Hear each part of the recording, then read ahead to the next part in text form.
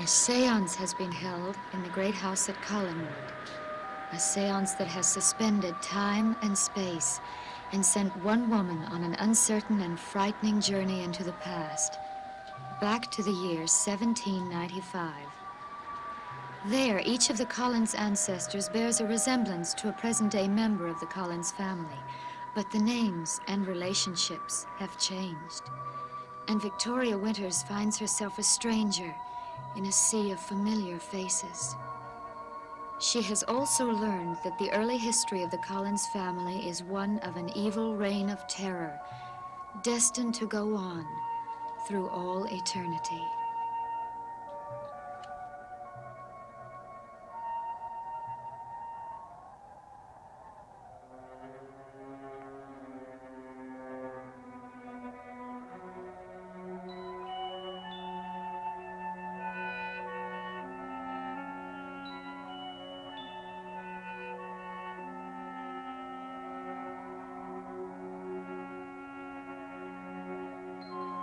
One more day. Tomorrow evening, Collinwood will be just a memory.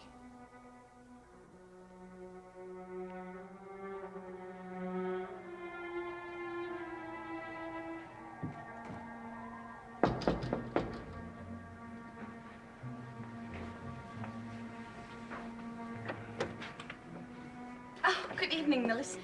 How are you feeling, Joseph? No different, really, than I felt since last night. Since I saw him. You should be trying to get some sleep. Oh, there are too many things to do. Too much to think about. But the Countess is making all the arrangements for the trip. I know.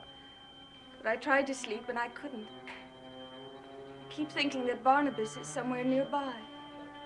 Somewhere very close.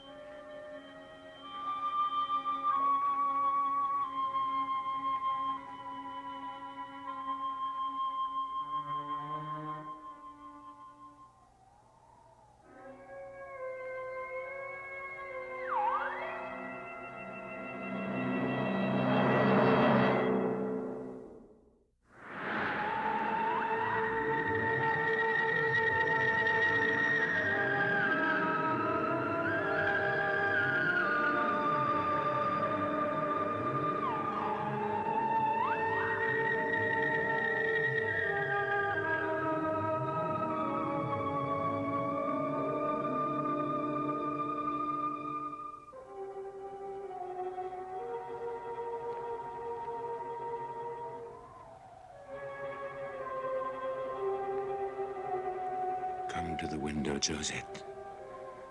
I want to see your face one more time. That's all I ask. One more time. Joseph, is there anything I can get for you? Oh, no, thank you. You've been so kind to me since last night, Millicent. I'm very grateful to you. Well, I think I know how I would feel if I were to lose the man I love. So I know how much you needed companionship last night. You told me about your wedding plans last night, didn't you? Yes. And I didn't even congratulate you properly. I am sorry. Well, congratulations are not really in order yet. What do you mean? We still have to decide on a time and place and get Cousin Joshua's approval. You think Cousin Joshua may not approve? Well, he places very great importance on a young man's position in life. You mean he's concerned whether a young man has any money? Well, yes. And of course, Nathan has only what the Navy pays him, and no more. Well, if you think it would help, I could speak to Joshua before I leave. No, thank you, Joseph. This is something I must handle myself, and I won't rest until I have his consent. You see, I've always dreamed of marrying someone like Nathan. And I'm not going to lose him now.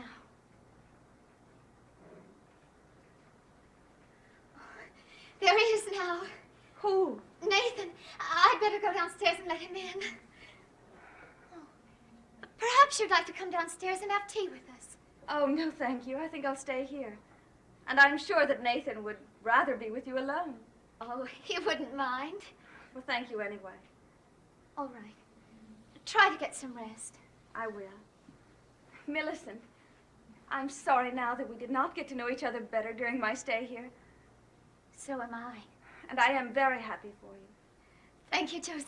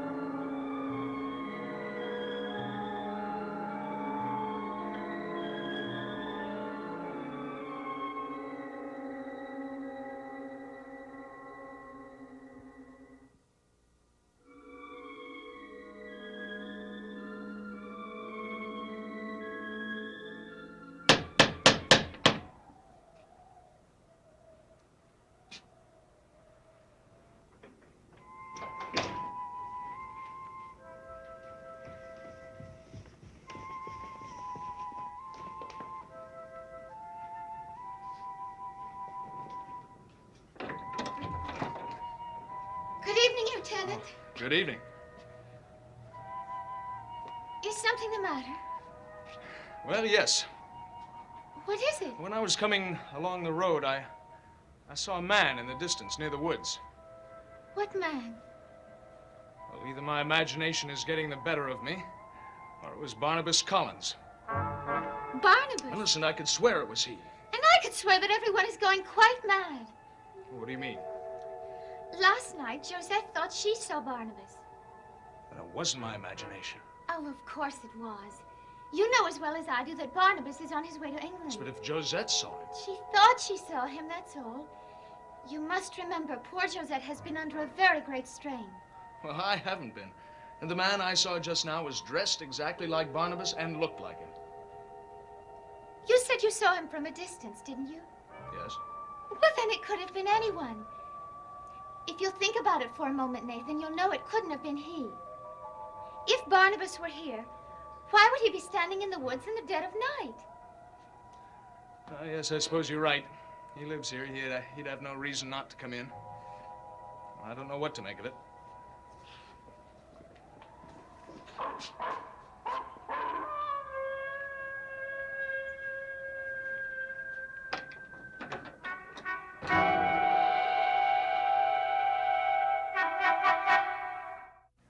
Well, have you thought about it? What? The date I proposed for the wedding, 2nd of March. Oh, Nathan, I am sorry. I really haven't had time to think about it. Listen, you've had a whole day. Yes, and I've spent all of it with Josette. I'm terribly concerned about her. Oh, why? How can you ask why? You know how much tragedy she suffered. Oh, well, I suppose I view such things differently, in a more sensible light than you do. What does that mean? Well, Josette is still very young, very attractive. I know she'll be sad for a long time, but one day she'll meet somebody else. She'll fall in love again. I wish I could believe that, Nathan, but I can't. I'm afraid she may never recover from what's happened to her here at Oh, Collinwood. she may never be the same as a result of it, but she will recover. It's easy for you to say that, Nathan. You're a man. Men seem to be able to fall in love over and over again. But a woman really loves only once. Oh, Millicent, that is a romantic bit of nonsense. I don't think so. I imagine you've been in love many times already. No, not really. Not until now. Oh, Nathan, you are the most impulsive man I've ever met. Oh, who could that be? I don't know. It can't be one of the family. They're all in the house. Well, perhaps Barnabas has decided to come in from the woods.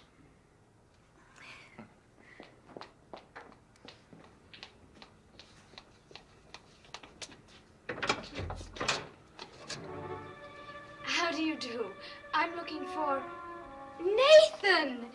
Dear, dear Nathan. Suki. Oh. How delightful to see you again. You're looking just as handsome as ever. Nathan. Millicent, I can explain. Oh, forgive me. You must be one of the Collins family. Yes, this is, Miss Millicent Collins. Millicent, this is... Suki Forbes. How very nice to meet you. Suki Forbes. Yes. You don't mean Nathan has never told you? Suki. Told me what? What, that he had a sister? No, he never did. Oh, Nathan, shame on you. He's always been terribly forgetful about certain things, haven't you, dear? Yes, I'm afraid I have. Nathan, you don't look very happy to see me. Oh, well, I am. I am. Just that seeing you here is such a surprise. Oh, but I like surprises. Don't you, Miss Collins? Sometimes, yes. Well, I hope I haven't arrived at a bad time for you. No, of course not. Won't you come into the drawing room, Miss Forbes? Thank you. Oh, what a beautiful house you have, Miss Collins. Oh, it doesn't belong to me. It belongs to my cousin Joshua. I'm just visiting from New York. Won't you sit down, Miss Forbes? Well, thank you.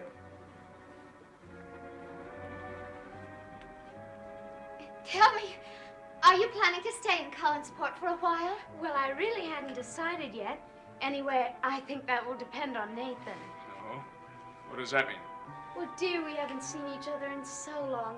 I'd like to be able to spend a lot of time with you. Well, I don't know if that's going to be possible, Suki. See, my work at the shipyards takes up almost all of my time, and Oh, Nathan, I'm sure Cousin Joshua would allow you time off to spend with your sister. After all, if she's come all this way just to see you. Very sweet of you, Miss Collins. Nathan, your friend, is very thoughtful. I think she and I are going to become fast friends. Oh!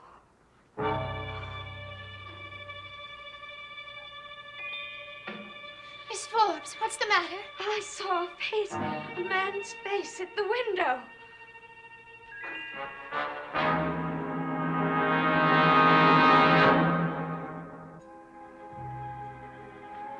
Oh, forgive me if I startled you.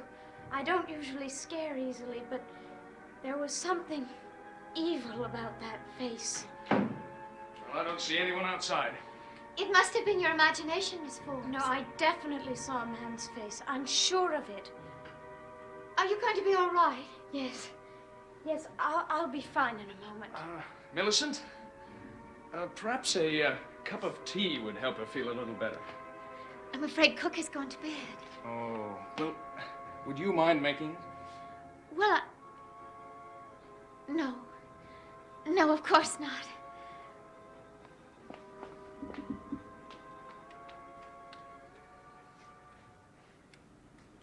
All right.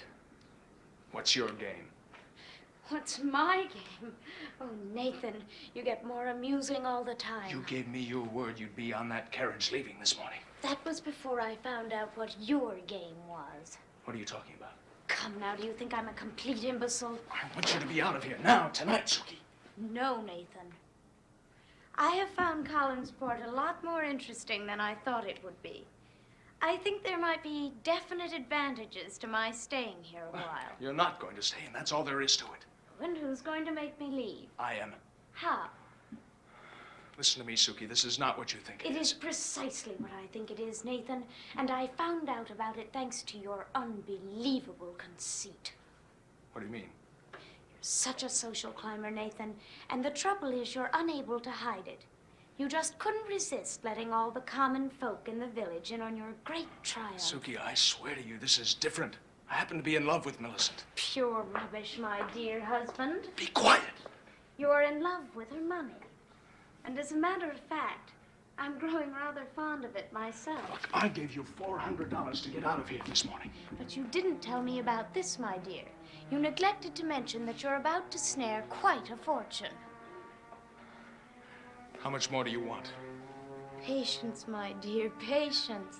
There'll be plenty of time for us to decide that. No. I'll give you whatever you want, but you have got to get out of here now. But you need me here, Nathan. Oh, stop being absurd. I'm not. You see, I'm sure lovely Miss Collins doesn't have her family's consent yet. And even if she does, you don't have mine. Here it is. I'll pour it for you. Oh, thank you, Miss Collins. Nathan has just been telling me what a nice place Collinsport is. Oh? Is that all he told you? Why, yes. Is there something else he should have told me? Well, I thought he might have mentioned something about it by now. Nathan, may I tell your sister? Tell me what? Nathan and I are planning to be married. Married? Oh, Nathan! How divine! Didn't I tell you he was forgetful?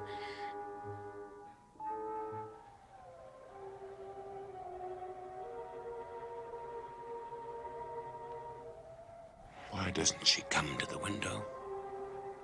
I must see her one more time before she leaves.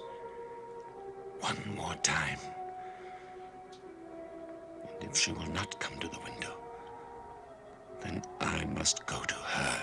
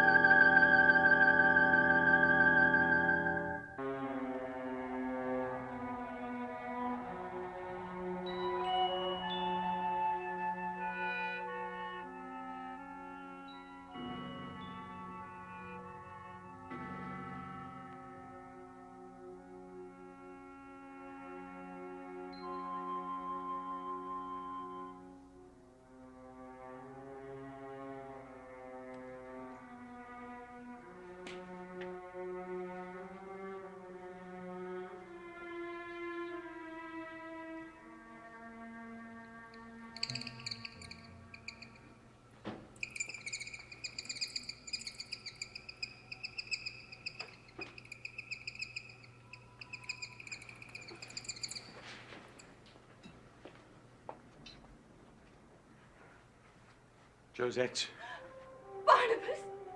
I had to see you one more time. Oh, you've Yes, come back. stay there. I just want to look at you for a moment, and then I'll go. No, Barnabas, you can't go. I won't let you. That is the way it must be, Josette, for your sake. Oh, Barnabas, I can't leave Collinwood tomorrow. I want only to be with you. Don't you think that's what I would like? Oh, then why, More than anything in the world. why can't it be? Because of the way I am, Josette. What I have become. Why do you talk like that? I don't understand anything you say. I'm sorry. I can't leave tomorrow. You must, Josette. You must go away from Collinwood forever. No. I thought I could go through with it. But now that I've seen you, I know it wouldn't be possible. Then I should never have come here now. Oh, Barnabas, your coming here makes no difference. Even if I were to leave Collinwood tomorrow, I know that my feelings would not change. Wherever I go, I would think of you. I would always have to fight that urge to come back to try to find you. Josette. That's why I know that it's useless for me to think of leaving. I beg of you. Go away and forget me. Oh, Barnabas, no matter how many times you say that, I know you don't mean it. Yes, I do. No. No, you came here tonight for another reason. You had to come. You could not stay away.